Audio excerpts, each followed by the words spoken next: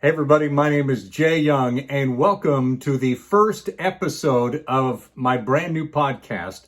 This is a follow-up to my recent podcast, which was the Customer to Raving Fan podcast. This is going to be a little bit like that, but we're going to go into way more depth, way more meat to what all of that means. In fact, the new podcast is called Make Customers Great Again. All right, we'll get into that in just a minute. You know, the interesting thing about me, if there's such a thing, is I grew up in a very, very small town in Idaho. I think that I may have grown up in the smallest town ever. In fact, now it's unincorporated. But back in the day, Leslie, Idaho actually had a post office, which meant it was on the map. And the population was 49, the best I can remember. So 49, not 4,900 or 49,000, 49. 49 people lived in this little town. And the bigger town that I went to school in was Mackay, Idaho. But anyway, the point is, it was a small town. And growing up, my mom and dad were very proud of the fact that they were able to produce almost all of their own food. I remember Dad would be so proud, would be at the, Sunday dinner table, and he would say, almost everything on this table we either grew or we raised. In other words, the vegetables or the beef. He'd say the roast, that was a cow that we raised. We butchered it out and everything. The potatoes, we raised the potatoes. The carrots, the onions, the lettuce for the salad, we raised all of that. He'd say the only thing maybe we didn't raise was the salad dressing. Maybe the mayonnaise. We didn't make that. But he was so proud of the fact that everything that we consumed, we raised. We didn't run to the store every time we needed some beef, right? We had a freezer full of it. We didn't run to the store every time we needed salad. We had a garden full of it. And you're wondering, why in the world are you talking about this? Because it goes to the idea of, if you already have something, you don't need to go to the store and get it. So let's bring that back to the name of this podcast, Make Customers Great Again. So if you already have customers, maybe you just need to do a few things to make them great again. So instead of going, well, I need some more customers, got to go to the store to buy some more customers in the store, meaning Facebook or YouTube or Google AdWords or any of the social media online. Every time you need new customers, gotta go to the store. Wouldn't it be better to be like my dad and sit back and go, yep, all of the customers we have this month, we raised them. Meaning you nurtured them, you cultivated them, you did things to make sure that they knew you, like you, and trusted you. That's what I'm talking about, right? So if you could do that, you wouldn't have to depend on the Mark Zuckerberg and the Bezos and all of these other people that you have to pay to have them generously give you some of their customers. Or not so generous, maybe. So think about that for a minute. The idea that you could own your own customers, that you don't have to keep going to the store to buy them, that's huge. Think about what you're paying in your marketing to get new customers. So I want to share this with you here. This is pretty powerful. This is from the customerretentionscience.com. It says, too many business owners are looking to increase their company's bottom line, and they're quick to look out there for the answer or the solution, meaning out to the store, go buy some more customers. They focus their efforts on acquiring new customers and pouring a big old chunk of their marketing budgets into advertising and public relations and all of that stuff that you do to hopefully buy some new customers. However, decades of research have shown that this method may not necessarily be the best route to take for improving your sales and your return on investment. In fact, the numbers indicate the direct opposite of that. Instead of looking outside their companies to bring in new business, smart business owners should turn their attention to the customers who are already within their grasp and find ways to generate more business out of them. Makes sense, right? These are the people that have, for whatever reason, you got them to turn loose their wallet. They pried out that credit card and they gave you their money. That means they at least trust you. They know you already, right? They may like you now. But those people out there in the store that don't know you, they're not so likely to come running. Consider this, according to the Gartner Group, 80% of your future profits will come from just 20% of your existing customers. Let me say that again. 80% of your future profits will come from just 20% of your existing customers. We're not talking about every single one of your customers becoming a repeat customer. That'd be awesome. We're only talking about 20% of them. 20% of them will make up 80% of your future profits.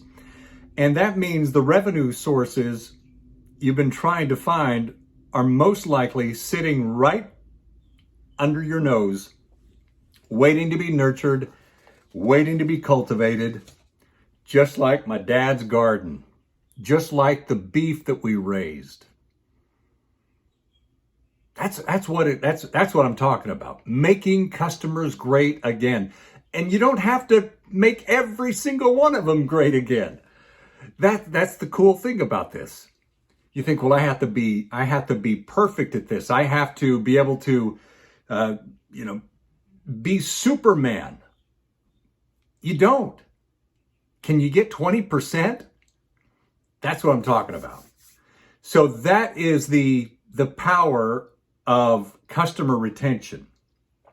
And that's what the Make Customers Great Again podcast is all about. And in fact,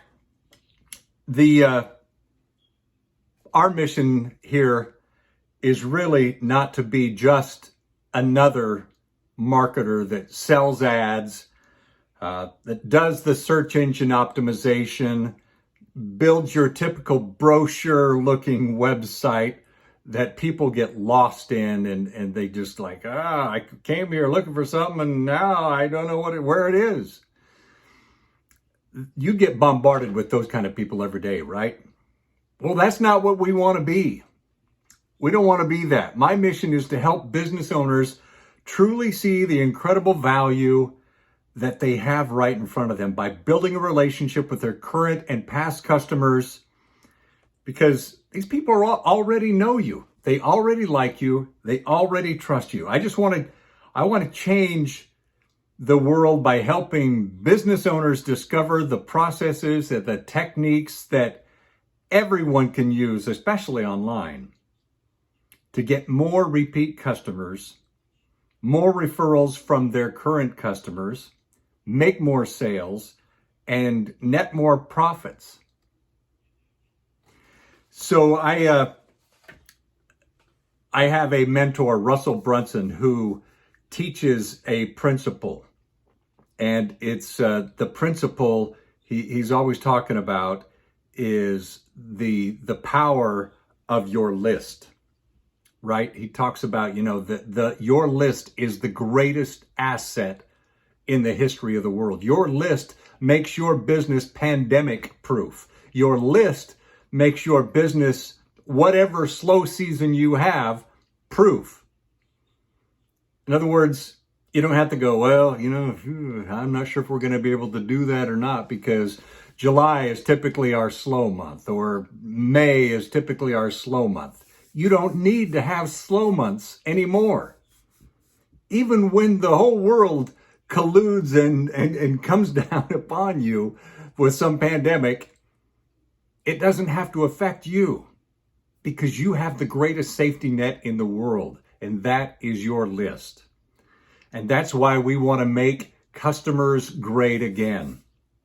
And this is what I want to make sure that you always hear and always know, that the closest to the customer wins every time. My background is in radio, and I think I've told people that have listened to my previous podcast, our program director and our consultants, they would drill in our head every chance they could that we had to make sure that we treated our fans nicely, right? Because they were our customers.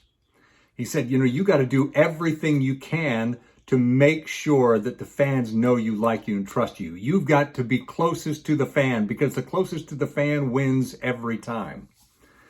Because we had, there were 20 other radio stations that were all competing for this same group of people, the listeners. So that's the same thing that we need to do as business owners. The closest to the customer wins every time, because chances are you have at least 10 direct competitors, right? And just because somebody bought something from you one time, used your solutions one time, doesn't mean they're going, well, I'm only going to use them forever. No. They're only going to use you if you keep your message in front of them, if you keep providing them with value, continue to provide them with great offers, solutions, getting your message in front of them more than your competitor, meaning the closest to the customer wins every single time. So that's what this podcast is all about. I'm also video recording this as well. So this will be available on YouTube, Facebook, and all the other places that you watch video. Instagram, probably not Instagram because they only put them up for 60 seconds. So I hope this is something that you'll go, you know what, that's a pretty good principle there.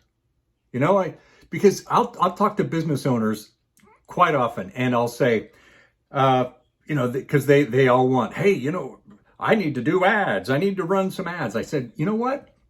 Let me ask you this. What are you doing right now to stay connected to your past customers?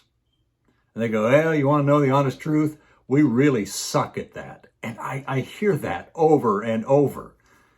So I want to share with you some principles and give you some tips, some ideas that you can start implementing right now, today, to turn that around so you don't suck at that. Let your competitors suck at that. We want you to be the closest to your customer, and you'll win every time.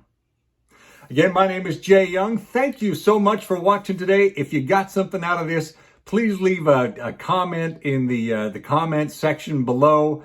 And the way I have this envisioned, again, this is the first podcast, the first episode of this podcast, that I am going to update this every Tuesday and Thursday. So you can depend on new content coming out every Tuesday and every Thursday. And around 11:30-ish Central Time. So maybe right before lunch.